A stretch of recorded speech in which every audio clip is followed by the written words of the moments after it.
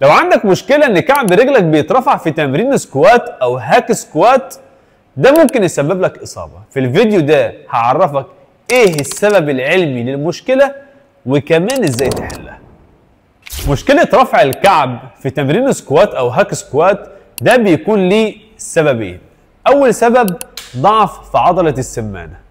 تاني سبب نقص مرونة الكاحل، والجسم بيبدأ يعوض المشكلة دي وقت التمرين بان كعب رجلك يترفع، بس المشكلة ان ده بيضيف حمل كبير على الركبة وممكن جدا يسبب لك اصابة مع الوقت مع الاوزان التقيلة.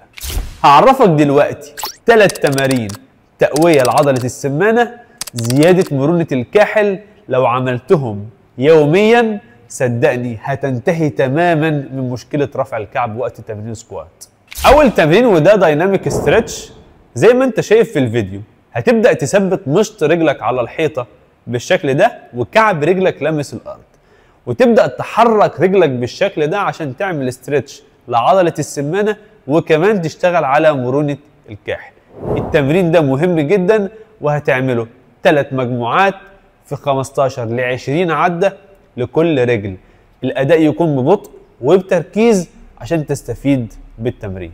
تاني تمرين معانا وهو أنكل دايناميك ستريتش. أنكل دايناميك ستريتش، وده بيشتغل بالأخص على مرونة الأنكل أو مرونة الكاحل.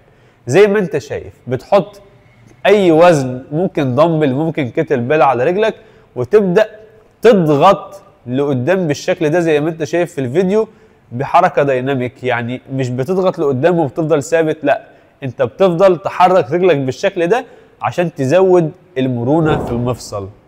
3 مجموعات من 15 ل 20 عدة. الحركة ما تبقاش سريعة، الحركة تبقى بتركيز عشان تستفيد. ثالث تمرين وده مهم جدا لتقوية عضلة السمانة. هتجيب كرة تنس او اي كرة صغيرة وتبدأ تمسكها بكعبين الرجل وتبدأ تشتغل تمرين السمانة بالشكل ده. ترفع مشط رجلك او تزق جسمك لفوق على مشط رجلك وتثبت ثانية او ثانيتين فوق في كل عدة. هتعمل 3 مجموعات في 15 عدة. ال3 تمارين دول لو عملتهم باستمرار يوم ويوم، بلاش كل يوم، هيفرقوا معاك جدا في حل المشكلة. جرب التمارين دي وقول لي جابت معاك نتيجة ولا لا. ولو ليك واحد صاحبك كعب رجله بيترفع في تمرين سكوات او هاك سكوات، منشن ليه في الفيديو ده، شير الفيديو مع اصحابك عشان الكل يستفيد.